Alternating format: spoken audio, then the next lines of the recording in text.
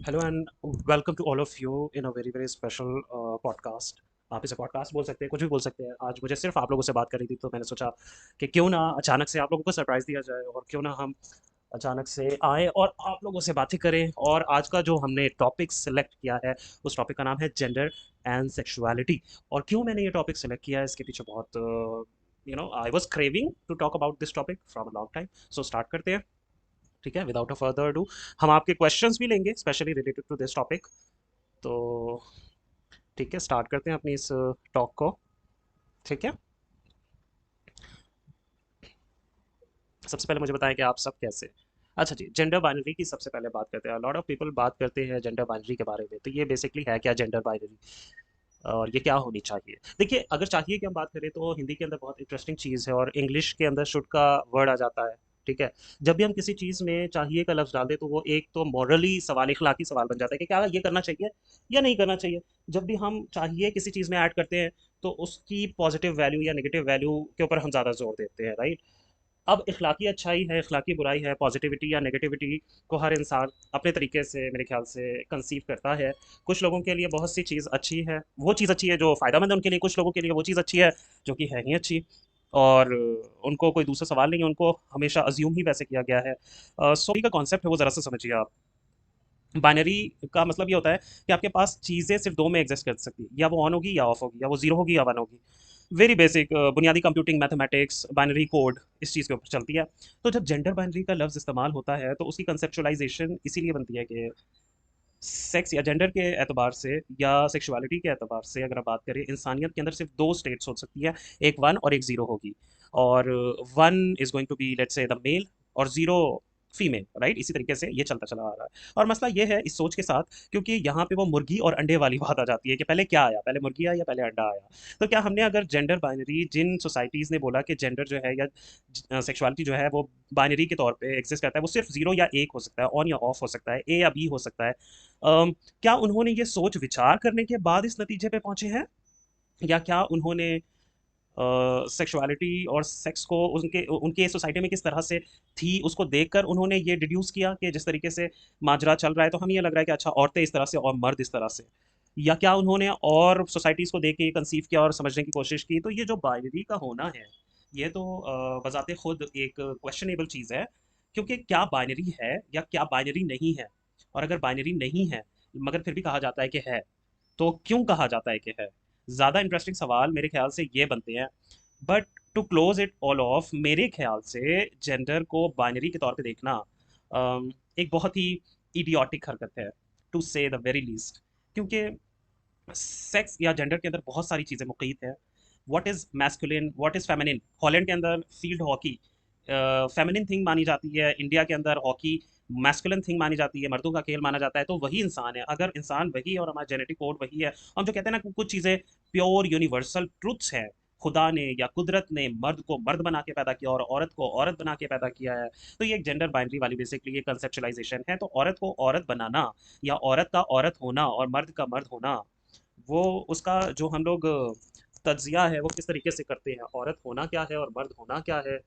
ये होने की ही अगर आप मुख्तलिफ स्टेट्स देखें तो वो आपको across history, across geography, across present contemporaneity, आपको इतने इसमें इतनी वेरिएशन मिलती है कि बाइनरी का कॉन्सेप्ट खुद ही अपने ऊपर गिर जाता है।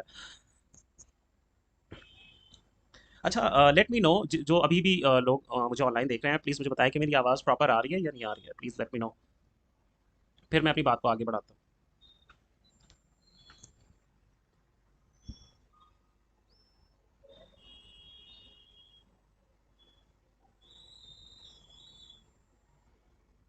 और इन दोनों का फ़र्क बयान करने से पहले मेरे ख्याल से एक चीज़ को का जिक्र करना बहुत ज़रूरी है। मैं एक जनरली फ्रेमवर्क देना चाहूँगा लोगों को जो कि सेक्स या सेक्सुअलिटी की टॉपिक में दिलचस्पी रखते हैं, और हमारी सोसाइटी में सेक्स और सेक्सुअलिटी की हाकमियत और उसका प्रचार और उसका होना किस तरीके से पाया जाता है, उसके बारे में सवाल पूछना पसंद करते हैं और जानना पसंद करते हैं। एक छोटा सा फ्रेमवर्क है। जब भी आप सेक्स के ऊपर कुछ पढ़ रहे हो या कुछ देख रहे हो, कोई सवाल पूछ रहे हो, तो हमेशा ये ज़रूर देखें कि ये सवाल और ये जो नॉलेज या जो कहा जा रहा है, जो विजडम के तौर पे चीज़ें दी जा रही हैं, ये किस फील्ड ऑफ एकेडमिक साइंस से पैदा होके आ रही हैं। क्योंकि सेक्स के ऊपर क्या कहा जाता है और क्या तस्करा होता है, जिस फील्ड से वो नॉलेज आ रही है उसके ऊपर वो डिपेंड करता है बहुत ज़्यादा। और सेक्स और जेंडर का जो डिफरेंस है, और ये जो सवाल है और जो सेक्स के टर्म है, यानी कि सवाल पैदा ही क्यों हुआ, ये किसी ने पूछा ही क्यों कि सेक्स और जेंडर में क्या फ़र्क है, ये पूछा ही क्यों गया और ये कैसे आया। ये सवाल पैदा तब हुआ जब हम लोगों ने सेक्स को एक डेफिनेशन या तारीफ देने की कोशिश की, and this happened from the medical field and the medical fraternity. So वो तमाम नॉलेज जो कि मेडिकल साइंसेज से निकल के आती है, हम लोग उसको बायोमेडिकल नॉलेज कहते हैं। और जितनी भी बायोमेडिकल नॉलेज है, उसका एक बुनियादी उसूल ये है कि जो कुछ है वो जिस्म के अंदर बंद है, और अगर हम बॉडी को छोटे छोटे छोटे छोटे छोटे टुकड़ों के अंदर तोड़ें और जूम इन करते जाए करते जाए करते जाए, तो हमें किसी बहुत बड़ी चीज़ का होना या उसकी वजह वो छोटे छोटे टुकड़ों के अंदर कहीं ना कहीं जाके मिल जाएगी। सो केस इन पॉइंट, अगर आपने समझना है कि इंसान के जिस्म में एक पर्टिकुलर तरीके से काम कैसे करता है, आप उसको काटें और काट के देखें, या उसको काटने के बाद आप उसको छीलें और उसको माइक्रोस्कोप के नीचे रख के देखें, या आप उसको एक मशीन के साथ खड़ा करके उसमें से रेज गुजारें और उन रेज का इम्प्रिंट देख के आप उसको देखें। यानी करना आपने जो कुछ भी है, समझना आपने जो कुछ भी है वो आपने एक बॉडी के जरिए और बॉडी की समझ के जरिए समझना है। This mode of thinking is called bio essentialism. Essential, के बायो एसेंशियल है कि अगर आपने किसी के सेक्स को समझना है फॉर एग्जांपल, तो भाई सेक्स तो फिर आपको बायोलॉजी पहले समझनी पड़ेगी, और ये एक मोड ऑफ कंस्ट्रक्ट है जो कि बेसिकली बन गया हुआ है। अब ये जो मोड ऑफ ये बन गया है, और ये जो कुछ भी सेक्स जिस तरीके से भी है वो सारा बॉडी के तरीके से है, और इसको बॉडी के जरिए ही समझा जा सकता है। तो इसमें दो बातें पैदा हुई। नंबर वन, समझने के लिए हमें बॉडी को समझना होगा, और बॉडी की समझ के ज़रिए ही हमें सेक्स और जेंडर की समझ आएगी, number one. And number two, आपने जिन्स के ज़रिए यानी सेक्स के ज़रिए हाकिमियत किस तरीके से करनी है, मोरालिटी या पॉजिटिविटी नेगेटिविटी चाहिए, जो हमने चाहिए बेसिकली लेकर आना है, वो तमाम सवाल अच्छे हों या बुरे हों, आपने कुछ रोकना है या आपने किसी चीज़ का प्रचार करना है, वो तमाम बातें आपकी बॉडी के थ्रू आएंगी। तो फॉर एग्जांपल, अगर आपने किसी चीज़ को मना करना है सेक्स की बुनियाद पे, तो आप कहेंगे अल्लाह ने ऐसे नहीं कहा, अल्लाह ने पैदा ही यूं नहीं किया, हमें पैदा ही किसी और काम के लिए किया गया, कुदरत ने, नेचर ने हमें ऐसे बनाया है। जैसे एडम और ईव का वो कॉन्सेप्ट आता है। एग्जैक्टली। सो या इसके ऑपोजिट भी कि नहीं हम तो हैं ही ऐसे, हम तो खुदा ने ऐसे पैदा किया है, खुदा ने। तो ये जो पैदा का वर्ड है ना, यहाँ पे मैं इसको ज़रा सा खोलना चाहता हूँ वाइल डिस्कसिंग सेक्स और जेंडर का सवाल, क्योंकि पैदा कैसे किया। और यहाँ पे दोबारा एक चीज़ आ जाती है कि हम लोगों ने बायो एसेंशियलिज्म को ही इस्तेमाल करके अपनी पैदाइश को उसके ज़रिए एक्सप्लेन किया है कि आपकी जो पैदाइश होती है, जब इंसान पैदा होता है, तो वो एक जिस्म पैदा होता है जो कि माँ के जिस्म से निकल के आता है। वो कुदरत ने पैदा किया, खुदा ने, रूह फूकी, जिसने भी फूकी। मगर वो क्या होगा, वो क्या बनेगा, वो क्या है, उसकी हकीकत क्या है, वो सारी चीज़ें उस बॉडी के अंदर कैद हैं।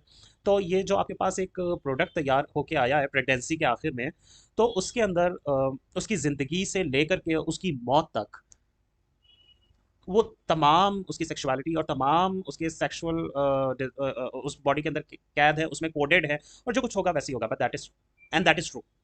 बेसिकली ये कहा जाता है। ये तो एक अनहोनी सी, यानी मैं मान लो यहाँ पे पैदा हुआ, मैं यहाँ ना पैदा हुआ, तो मैं अमेरिका में पैदा हुआ होता, तो क्या कोई डिफरेंस होता? वेरी मेजरली सो। या क्लास की बुनियाद पे अगर हम पीछे चले जाएं, मैं किसी और क्लास बैकग्राउंड के अंदर अगर पैदा होता, तो क्या मेरा मर्द होना या मेरा लड़का होना, मेरा जेंडर, क्या उस पर फ़र्क पड़ता? तो ज़ाहिर है पड़ता। तो एक इंसान की ज़िंदगी और उसके जेंडर का जो उस इजहार है, वो उसके सोसाइटी के ज़रिए बहुत ज़्यादा इन्फ्लुएंस होता है। तो यहाँ पे एक नया सवाल आया, एक नया क्वेश्चन है।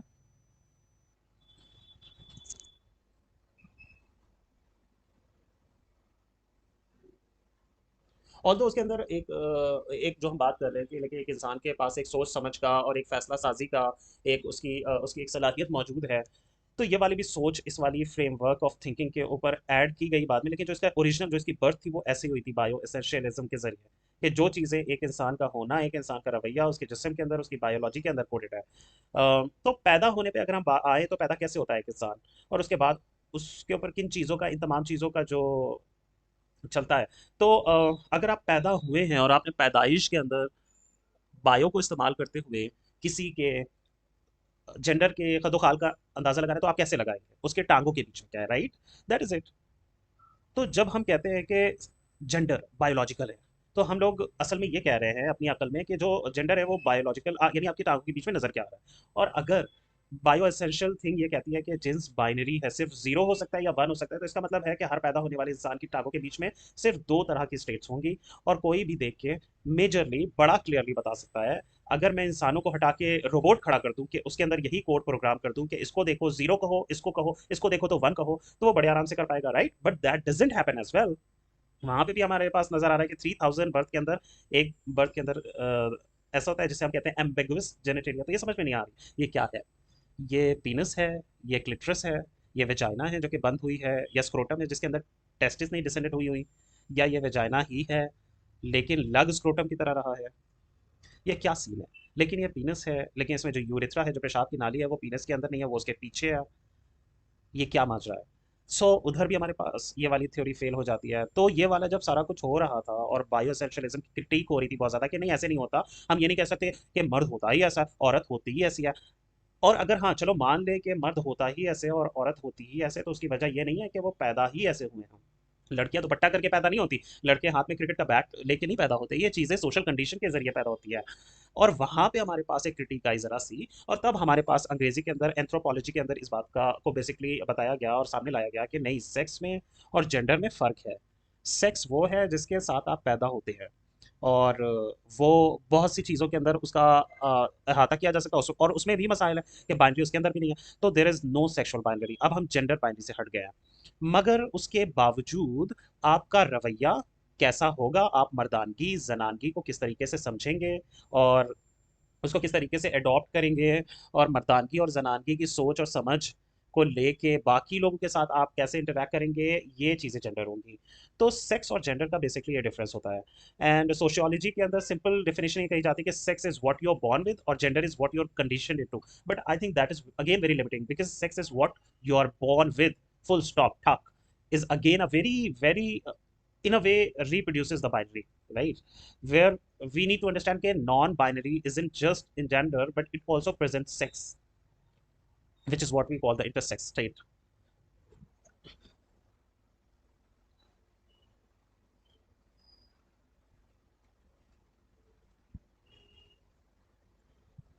So that's that. This can be a very long debate. We were talking about, now we will talk about the history of coding of sex, you know. तो मेरे ख्याल से खुलती जाएगी हमारी ये पॉडकास्ट के अंदर। We will keep on referring back to all these points. हम लूप्स में चलेंगे ताकि हम चीज़ों को अच्छी तरह से समझ सकें। लेकिन जो मैं बात कर रहा था बेसिकली, पहले तो इनिशियल पॉइंट पे हल्का सा चैलेंज करूंगा, क्योंकि इसमें सिर्फ वेस्ट इज नॉट कसूरवार, ईरान के अंदर भी तो यही है। ईरान के अंदर थोड़ा सा हालांकि डिफरेंट है कि अगर होमोसेक्सुअलिटी दिस अलाउड है, एंड दो लड़कों को अगर लेट्स से साथ रहना है, तो तुम ट्रांस बनकर औरत बन, it's sort of like turn around a way of legalizing homosexuality, है ना। लेकिन मुझे ऐसा लगता है कि it is still the same thing, it is still the binary, that one and one can not exist, one and zero has to exist. या तो वन होगा और जीरो होगा, right. You are a human being, you are living with another human being, the state defines them, or the biomedical state system define both of you as one. So one of you has to change to a zero. It's basically that, if you come to think of it, right? आप खुद क्या महसूस करते हैं, क्या करते हैं, वो वाली बात नहीं। हमारा सिस्टम ये कहता है कि वन वन होता है, जीरो जीरो होता है, और वन और जीरो साथ रहना है, वन और जीरो साथ में रहेंगे। ये standard traditional western heteronormative idea है कि zero zero at birth and zero will remain zero till death. Zero अपने साथ क्या करता है, वो जीरो वन में चेंज हो जाता है, या मॉडिफाई हो जाता है, फिर भी वो जीरो ही रहेगा क्योंकि वो जीरो के तौर पे ही बॉर्न हुआ था। ठीक है।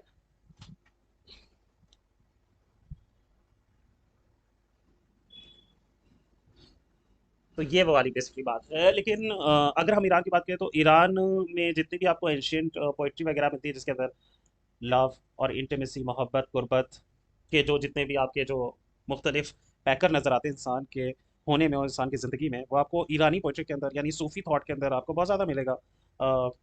सो इट्स क्वाइट आयरॉनिक जिस तरीके से ईरान अपनी एक इन्वेंशन करता है। और ये भी चीज़ काफ़ी आयरॉनिक है कि अगर आप होमोसेक्सुअल रिलेशन में रहना चाहते हैं, हाँ रहे बिल्कुल, बस एक इंसान ट्रांस हो जाए, लेकिन फिर वो होमोसेक्सुअल नहीं है। That is what they are saying, आप होमोसेक्सुअल में रह नहीं सकते, one one zero zero can't exist, is what Iran says. तो या तो दोनों को चेंज होना पड़ेगा, दोनों में से किसी एक को चेंज होना पड़ेगा और अपने आप को मॉडिफाई करना पड़ेगा। ये बेसिकली वहाँ का है। But that's irrelevant, right, in terms of the academic of it, of the discussion. But in terms of Iran, अगर ईरान में पॉलिसी है और मैं बैठा हूँ ऑफिस में, मेरा आप आते हैं कि यार ये हमारी आप शादी साइन कर रहे हैं, तो मैं कहूँगा कि आप में से आप ट्रांजिशन ज़रूर कर लें। खैर इतनी मोहब्बत से नहीं होता है, it is not how it happens, of course we know. कहने को तो कानून बहुत सारे होते हैं, तभी तो I am just sticking to the theory not to the actual practice, वरना कहने को तो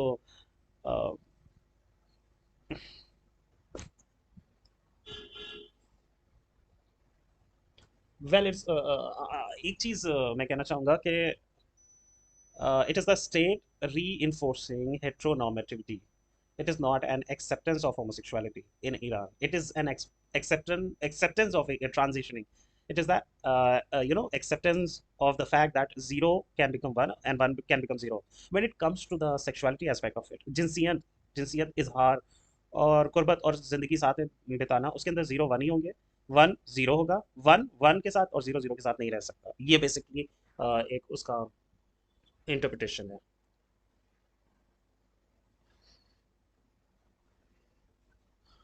अच्छा, is it tolerated? So acceptance और टॉलरेंस बहुत सोशल फिनोमिना है, मैं तो सोशलाइजेशन की तरफ अभी आ नहीं रहा हूँ। हम थोड़ा सा उसको के जेंडर और सेक्सुअलिटी का कॉन्स्ट्रक्ट हमारे पास किस तरीके से है, because if you get into it, अच्छा ये वाली कंट्री क्या कहती है, उसके अंदर लोगों का एक्सपीरियंस कैसा है, तो वो मॉडल आपका कॉम्प्लेक्स होता चला जाता है। फिर आपको उसमें और लेयर्स ऐड करनी पड़ती हैं, which is I am trying to avoid, and that's I am trying to give you back constantly. It is not about homosexuality. It is simply about the reinforcement of heteronormativity. And Iran, that is why I'm saying that it's not just a Western thing, right? Iran, अब यहाँ से मैं link करूंगा इसको आपके दूसरी बात के साथ के, हम लोग नॉर्मल को डिफाइन करते हैं, जो आप हेलोसिनेशन के केस में कहते हैं। हम नॉर्मल को डिफाइन नहीं करते, हम एबनॉर्मल को डिफाइन करते हैं। And by virtue of it, by just creating an abnormal category, हम एक लूज नॉर्मल को डिफाइन करते हैं, एन आइडिया ऑफ नॉर्मल। इसकी बहुत अच्छी मिसाल मैं आपको दूंगा। यहाँ इंडिया की इंफॉर्मेशन, इंडिया की, हमारी हिंदुस्तान की स्टेट ऑफ इंफॉर्मेशन के हिंदुस्तानी होना क्या होता है हमें कभी ये नहीं बताया गया, मगर हिंदुस्तानी ना होना क्या होता है वो हमें हमेशा बताया गया है। सो व्हाट इज हिंदुस्तानी? और हिंदुस्तानी इज नॉट, अगर आपने किसी की बात को चैलेंज करना है ऑनलाइन या ऑफलाइन या पॉलिटिकली, या उनके बारे में आपने कोई प्रोपोगंडा कराना है, तो आप उनको क्या बोलेंगे? बोलेंगे अच्छा ये ऐसे हैं, ये वैसे हैं, ये जो है देशभक्त नहीं है, ये राष्ट्रवादी नहीं है, ये तो गद्दार है, ये तो पाकिस्तानी, या कुछ भी, है ना? आप देखें, ये जो हमारे हमारे आसपास चलता है प्रोपेगेंडा मीडिया में, तो आप ये डिफाइन नहीं कर रहे कि इंडियन होना क्या है, आप ये डिफाइन कर रहे हैं कि क्या नहीं है। ये एक बहुत एक्सक्लूजनरी प्रैक्टिस होती है, और ये यूजुअली वो वाले ग्रुप्स करते हैं जिनके अंदर एक सॉलिड सेंस ऑफ आइडेंटिटी मौजूद नहीं है। There is no common narrative that binds them all together. So the only togetherness they create is when a person position themselves in authority, basically removes someone from that. So by virtue of that removal, by virtue of that exclusion, they define के inclusion का criteria क्या होगा। So for example जी, मेरा group है दोस्तों का, और बाकी लोग भी आ सकते हैं, लेकिन 18 साल से कम वाले हमारे साथ शामिल नहीं हो सकते हैं। हमने ये नहीं बोला कि हमारा group is for people above 19, हमने बोला 18 साल से कम वाले नहीं आ सकते। तो ये बड़ा एक फंडामेंटली डिफरेंट वे है सोचने का। So coming back and linking it to the idea basically that we were bringing up, कि ये इतना emphasis क्यों है टांगों के बीच में, आपके क्या है? Once again we have to go back to how they acknowledge the constructed, कि ये सेक्स की टर्म और सेक्स इंपॉर्टेंट है, और यानी कि क्यों ज़रूरी है, हम कहाँ पे डॉक्यूमेंट करते हैं। अगर आप मेरे पास आते हैं मुलाकात करने के लिए, और मुझसे वो पूछता है बंदा कि तुमसे कौन मिलने के लिए आया, या who was the person that you met, क्या मैं बताऊंगा कि I met this person X Y Z and he was a male? क्या मैं ये कहूँगा? कौन सी ऐसी फील्ड ऑफ साइंस है या सोशल फंक्शनिंग है जिसके अंदर किसी का सेक्स डॉक्यूमेंट करना बहुत ज़रूरी हो जाता है? मेडिसिन। और मेडिसिन के अंदर इसकी ये कैसे हुआ आपको नजर आता है? 1800 1900 के अंदर स्पेसिफिकली लिखा जाता है, और बिकॉज इट वाज कोडेड कि मर्द और औरत का जिस्म में फ़र्क है, जो कि है, नो डाउट हमें नजर आता है। men can't get pregnant if they don't have a uterus, socially speaking, or women do get pregnant, जो हमें नजर आता है। of course all women don't get pregnant, all women don't want to get pregnant, कुछ लोगों की pregnancy ज़ाया हो जाती है, और एक पर्सन जिसके पास यूट्रस है, वो भी मैन की तरह फील कर सकता है। सो उस केस में हम कह सकते हैं कि एक आदमी प्रेग्नेंट हो सकता है, लेकिन जिस टाइम की हम बात कर रहे हैं वहाँ पे हम ये कह रहे हैं कि oh sex is biological, and sex is equal to vagina और पीनस, वेजाइना के साथ यूट्रस और ओवरीज, और पीनस के साथ टेस्टिस एंड स्पर्म्स। ये सो ना सिर्फ हम सेक्स को जिस्म के अंदर कैद कर रहे हैं, बल्कि हम सेक्स को रिप्रोडक्शन के साथ भी लिंक कर रहे हैं। So a person's sex is not just being defined what is between their legs, which meant sex is genital, कि जो टांगों के बीच में है वो तुम्हारा सेक्स है। We are also defining sex as the reproductive capability, ना मर्द। कि ये तो नामर्द है। क्या मतलब है नामर्द का? मर्द क्या होता है हमने डिफाइन नहीं किया, लेकिन नामर्द को बता दिया। नामर्द वो जो बच्चे नहीं पैदा कर सकता, reproductive capability. As the biomedical science continued and progressed, it try to become more expansive and the accepting in a way, learn more। उसने अपनी पीछे वाली जो बेस थिंकिंग थी उसको कभी चैलेंज नहीं किया, सेक्स की बायोसेंशुअलिज्म को। तो उन्होंने रिप्रोडक्टिव कैपेबिलिटीज के ऊपर और भी ज्यादा रिसर्च की कि ये चीजों के पीछे और क्या क्या चीजें होती है। उन्होंने बोला अच्छा, chromosomes. Okay okay okay okay. So एक नया, क्योंकि सेक्स तो उन्होंने कहा कि sex is chromosomal, X X is equal to female और X Y is equal to male. लेकिन क्या आपके क्रोमोसोम्स कभी टेस्ट हुए हैं? क्या आइडेंटिटी कार्ड बनवाने से पहले या फॉर्म बी के ऊपर आपका जो जेंडर लिखा गया था उससे पहले आपका क्रोमोसोम्स चेक किया गया थे, उसका टेस्ट किया गया था? फिर प्रेगनेंसी को उन्होंने लिंक किया और जेंडर की फंक्शनिंग और पीरियड्स और प्यूबर्टी और ऑल ऑफ दीज थिंग्स। उन्होंने कहा अच्छा हार्मोन्स भी होते हैं। अच्छा, तो इसका मतलब है सेक्स इज हार्मोनल। मर्दों के अंदर मर्दों के हार्मोन्स होंगे, औरतों के अंदर औरतों के हार्मोन्स होंगे। और यूं हमारे पास सेक्स जो है, जो एक पेचीदा सा, एक अजीब सा हलवा बन गया। अब इसके अंदर भी जेनेटेरिया भी है कि आपके टांगों के बीच में क्या है, जिस तरह से डिफाइन होता है, मैं उसकी बात कर रहा हूँ। आपके क्रोमोसोम्स हैं, आपकी रिप्रोडक्टिव कैपेसिटी इन कैपेबिलिटी है, और आपके जिस्म के अंदर मर्दाना और जनाना हार्मोन्स हैं। अब इंटरेस्टिंग चीज़ ये है कि हार्मोन मर्दाना या जनाना होते हैं, या हम उसको मर्दाना और जनाना के तौर पे कैटेगराइज करते हैं। और हम उसको मर्दाना या जनाना के तौर पे इसलिए कैटेगराइज करते हैं क्योंकि वो वाले हार्मोन्स जो कि अंडे की पैदावार और प्रेगनेंसी के होने में मदद करते हैं वो जनाना हो गए, और जो स्पर्म की पैदावार में मदद करते हैं वो हमारे पास मर्दाना हो गया। लेकिन come to think of it, मर्दों के जिस्म में भी जनाना हार्मोन्स मौजूद हैं और औरतों के जिस्म में भी मर्दाना हार्मोन्स मौजूद हैं। और उसके अंदर भी अगर आप दुनिया की तमाम औरतों को रखें और आप उनका हार्मोनल ऐसे करें, ASSAY असेसमेंट, तो आपको नजर आएगा कि हार्मोनल वेरिएशंस बहुत ज़्यादा है। आई मीन दिस फैक्ट के द एंटायर मेंस्ट्रुअल साइकिल जो एक औरत का होता है 28 से 35 दिनों का, जो भी वो चलता ही हार्मोन्स की वेरिएशन के ऊपर है। तो क्या मैं ये कह सकता हूँ कि जब पीरियड्स हो रहे होते हैं तो हार्मोन्स बहुत कम होते हैं, तो सबसे कम औरत होती है वो? और जब एग रिलीज होना होता है, मैं क्या तब भी सबसे कम औरत होती हूँ, क्योंकि तब तो एक हार्मोन ड्रॉप होता है। और क्या एग रिलीज होने के 7 दिन बाद, क्योंकि हार्मोन्स की कंसंट्रेशन सबसे ज़्यादा होती है, तो क्या उस दिन मैं सबसे ज़्यादा औरत होती हूँ? And you see how this entire argument falls on its head, right? Yes, sex is biological. Now bringing it all back to the Western idea of genitality, that is rooted in the idea that sex is genital. And if the sex is genital, then you change the genital to become the other sex.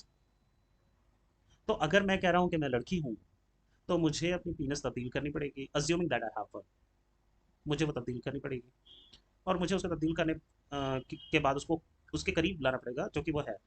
अब closing of this argument, it's not, यहाँ पे हमारे पास जो basically एक fragmentation आती है वो ये नहीं कि रियासत आपको कह रही है, गवर्नमेंट कह रही है, गवर्नमेंट तो ईरान में ही कह रही है, व्हाट इफ मैं खुद ये कह रहा हूँ? सो ये आइडिया कहाँ से आया? क्या लोगों ने बोला कि जाके कि हम अपना सेक्स चेंज करना चाहते हैं? क्योंकि लोग तो अपना सेक्स चेंज नहीं करते, सेक्स तो उनका है उनके दिमाग में, वो तो वही है। वो तो जसामत तब्दील कर रहे हैं ना, वो जिसम, वो सेक्स नहीं तब्दील कर रहे, वो बॉडी तब्दील कर रहे हैं। या क्या ये मशवरा मेडिसिन ने लोगों को दिया कि अच्छा, हैं तो आप औरत लेकिन नीचे तो आपके ये लगा हुआ है, तो फिर आपको इसको चेंज ही कर लें, उसके करीब ले जाएं? या क्या ये इन दोनों का साथ में सोसाइटी का आपस में एक मिली भगत है, जिसके अंदर मेडिसिन और सोसाइटी इन्फ्लुएंस करती है हमारी सोच को, हमारा होना, हमारी एग्जिस्टेंस और हमारे रहन सहन का जो तरीका है उसमें से हमें क्या देखना पड़ता है और क्या सुनना पड़ता है, अच्छा बुरा, from the society and the medicine, leads us in communities to change our behaviour and thoughts and practices as well. या इन सब का आपस में इंटरेक्शन है, and that is the theory that I agree with, कि इन सब का आपस में एक इंटरेक्शन है। It is all of them mutually informing each other. So today where west है, आज हम जहाँ पे खड़े हैं, ये कहते हैं there is no such thing as sex change, कोई ऐसी चीज़ नहीं होती जिसे हम सेक्स चेंज बोले। क्योंकि सेक्स चेंज चेंज कोई चीज़ तब होती है जब उससे कोई इनिशियल कंडीशन होती है उसकी। और इनिशियल कंडीशन अगर कोई है भी तो आप उसको स्पेसिफाई करेंगे। For example I have this bottle, मेरे पास बॉटल है, तो मैं इस बॉटल को एक प्लास्टिक बीड्स में चेंज कर दूं, तो मैं इसे एक बॉटल के तौर पे डिफाइन कर रहा हूं। तो अगर हम चेंज कर रहे हैं तो उसकी पहले वाली कंडीशन क्या थी? क्या पहले वाली कंडीशन मैन थी? But the person is saying that they are not a man, they have never felt like a man. कभी भी उन्होंने ये नहीं सोचा कि वो मैन है। जब वो अपने आप को देखते हैं तो वो एक औरत को देखते हैं। सो हम चेंज क्या कर रहे हैं फिर? तो क्या हम सेक्स चेंज कर रहे हैं? और अगर हम सेक्स चेंज कर रहे हैं तो इसको तो इसका मतलब आप जेनिटेलिया चेंज कर रहे हैं, तो इसका मतलब you are agreeing that sex is genital.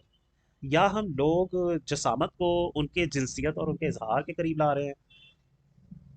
तो करीब जो गुर्बत का है कि करीब ला रहे हैं, तो किस स्टैंडर्ड के मुताबिक करीब ला रहे हैं, सोसाइटी और बायोमेडिकल स्टैंडर्ड या उस इंसान के अपने सेट किए हुए स्टैंडर्ड के मुताबिक।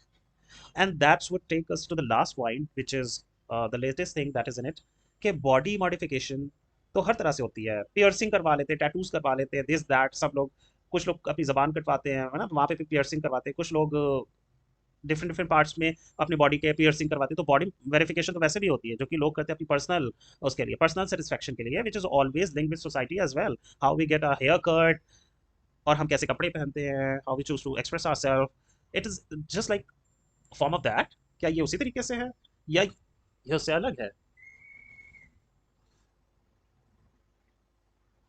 Uh, so, why bioessentialism is problematic when it comes to gender and sexuality?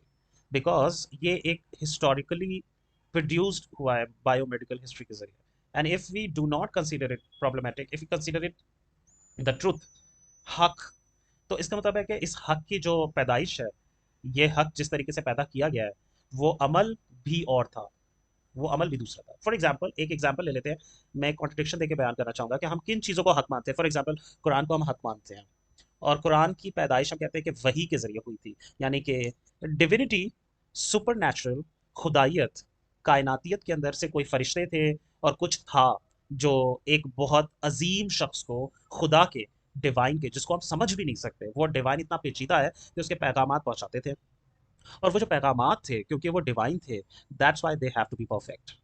So when we say कि ओ नो बायोमेडिकल साइंस ये कहती है, क्योंकि साइंस ये कहती है, ये जो आजकल चला है ना अमेरिका के अंदर बड़ा, कि लिसन टू साइंस, मुझे काफी इश्यूज हैं इस नैरेटिव से, ये कोविड को लेके जो है, but we'll talk about that some other day.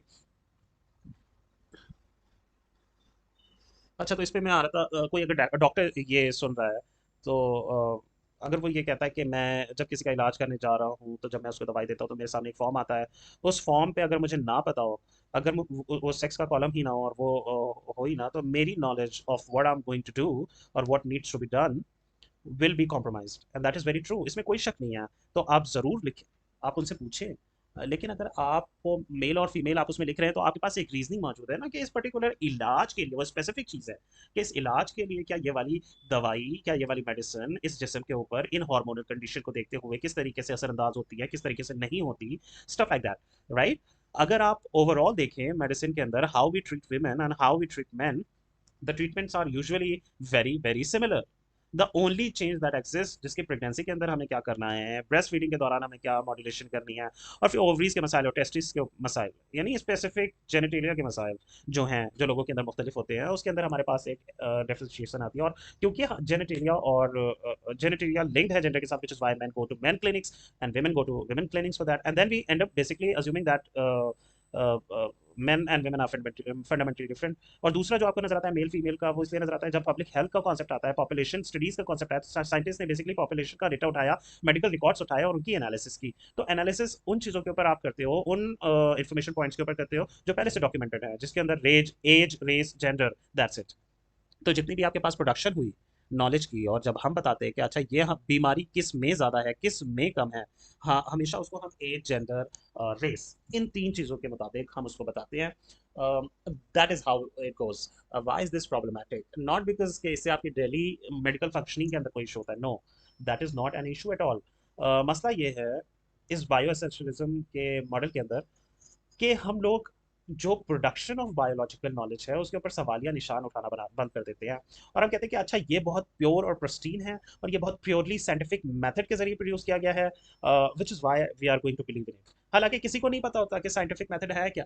आज आप जाके मेडिकल ग्रेजुएट से पूछें, ठीक है, मेरी फैमिली में डॉक्टर है, अब आप टॉप हॉस्पिटल ऑफ इंडिया में जाके देखें, pick up 100 doctors, specifically those who work in urinary medicine, psychiatry, gynecology, and stuff like that, urology as well, and ask them about what the scientific method is. उसके मुझे 5 pages बयान करें, पूछे आप जरा, ये आपको भी पता है, ये मुझे भी पता है। तो जस्ट बिकॉज एक बंदे के ने कोट पहना हुआ है, वो डॉक्टर है, तो हम उसकी वैल्यू को बहुत ऊपर रख देते हैं। What is this? This is power hierarchy. ये वही चीज़ है कि एक सोसाइटी ने बता दिया है कि अच्छा ये कह सकता है, ये वाला बंदा ये वाली बात, जैसे हमारे यहाँ होता है कि ब्राह्मण ने बोला है, वो पढ़ सकते हैं, बाकी नहीं पढ़ सकते। मुस्लिम्स में क्या होता है, मौलाना ने बोला है। तो जब फातिमा शेख ने क्या नाम था दूसरी बाई का, सूर्या बाई, मेरे ख्याल से उनका नाम था, महाराष्ट्र में थी, मराठी थी। उन्होंने जब बच्चियों को पढ़ाना शुरू किया, दलित बच्चियों को, तो उन पे ब्राह्मणों ने आके चीज़ें फेंकी कि तुम्हारी जुर्रत, पढ़ तो सिर्फ ब्राह्मण सकते हैं, this is only for us. So biomolecular essentialism, मैं आता हूँ प्रॉब्लमेटिक की जो हम बात कर रहे थे, कि we have to go to the history of it and see how this knowledge is produced, and a lot of this knowledge was produced by defining the abnormal. That is how it happened. तो जब गोरे ने colonise किया और वो America गया और वहाँ पे डॉक्टरी होना स्टार्ट हुई, तो उन्होंने क्या किया, उन्होंने काली औरतों को पकड़ा, अपनी स्लेव्स को, और उनको बंद किया कमरों के अंदर और उन पे एक्सपेरिमेंट करना शुरू कर दिया। एक बहुत मशहूर गायनोकोलॉजिस्ट थे, उनका नाम था सिम्स।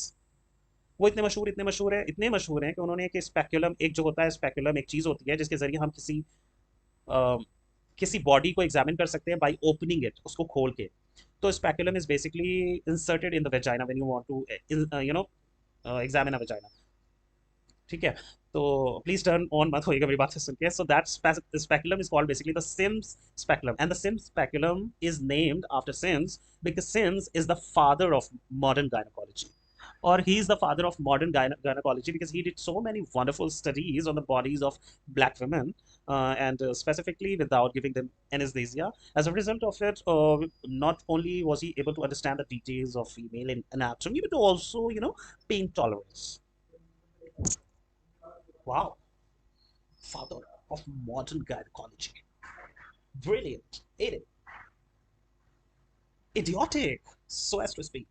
इसी तरह जब गोरा यहाँ हमारे सब कॉन्टिनेंट के अंदर आया, ठीक है,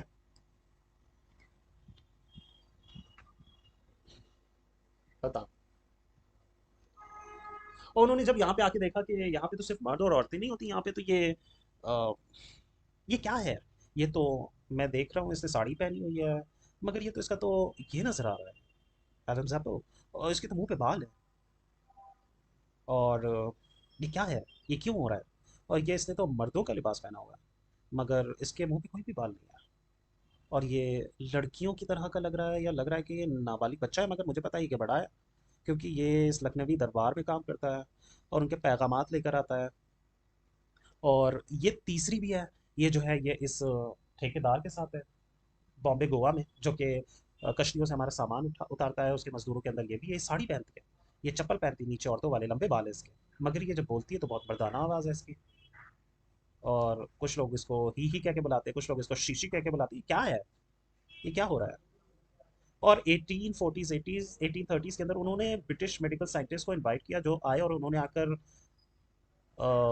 ट्रांसजेंडर की और जेंडर वेरिएंट जिन्हें हम कहते हैं, उनको उनको पकड़ के उनकी डाइसेक्शन किया, और डाइसेक्शन किया करने के बाद एक पेपर लिखा लैंसेट के अंदर, which is the leading medical journal these days. You can't, if you publish in Lancet, then you are it, then you are the thing till this day.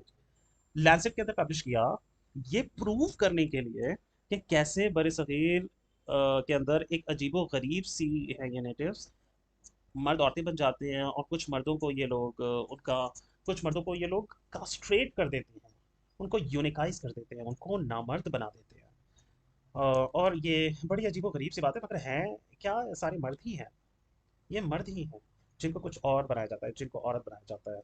And this is why an examination of the history of how this knowledge was produced becomes very important and very, very, very relevant. So close it on off on the bioessentialism of it. Bioessentialism ये कहता है basically, नहीं आप पैदा हुए हो, और पैदाइश से हमारी मुराद है कि आपकी टांगों के बीच में नजर क्या आ रहा है, मगर फिर उसके अंदर ऐड किया कि नहीं जी, आपके क्रोमोसोम्स भी हैं, आपके हार्मोन्स भी हैं, और आपकी रिप्रोडक्टिव कैपेसिटी तौलीदी, यानी कि आप बच्चे पैदा कर सकते हैं, यानी तमाम चीज़ें प्रूव करती हैं कि आप मैन हैं, कि आप वुमेन हैं, और ये तमाम चीज़ें आपके जिस्म के अंदर कैद हैं, और इन्हीं से आपका जिन्स, आपकी जेंडर समझी जा सकती है। तो अगर आपने किसी की सेक्स और सेक्सुअलिटी को समझना है, और इसी तरह सोसाइटी के लेवल पे सेक्सुअलिटी को समझना है, तो हमें इंसानों के जिस्मों को तोड़ तोड़ के देखना पड़ेगा, level of genitalia, chromosomes, this that, hormones, this that के ऊपर। And this is what basically give birth to terfs, जिनको हम कहते हैं farts. Feminism appropriating feminism feminism appropriating radical transphobes, या सो ट्रांसफोब्स यानी कि ट्रांस, उसका सिंपल मतलब ये है, ट्रांस का बेसिकली मतलब ये है कि आज जो ट्रांस की डेफिनेशन है, ट्रांस वो डेफिनेशन ये कहती है कि आप या तो 0 1 की बाइनरी से बिल्कुल आगे है, आप उनमें है ही नहीं, या आप ये बिलीव करते हैं कि 0 to 1 और 1 to 0 की जो जर्नी है वो पॉसिबल है। आप अगर इन दो चीज़ों में यकीन रखते हैं तो आप ट्रांसफॉर्म नहीं हैं। दोबारा बताता हूँ, अगर आप ये सोचते हैं कि सिर्फ ज़ीरो, एक इंसान सिर्फ ज़ीरो या सिर्फ वन नहीं है, हो सकता उसके अलावा भी पॉसिबिलिटीज़ मौजूद हैं, और ज़ीरो से वन और वन से ज़ीरो तक की जर्नी पॉसिबल है और होता है एंड जायज़ है, तो आप ट्रांसफॉर्म नहीं है। I am using the same strategy that the state of या आई एम नॉट डिफाइनिंग, या आप ट्रांसफॉर्म नहीं है बेसिकली।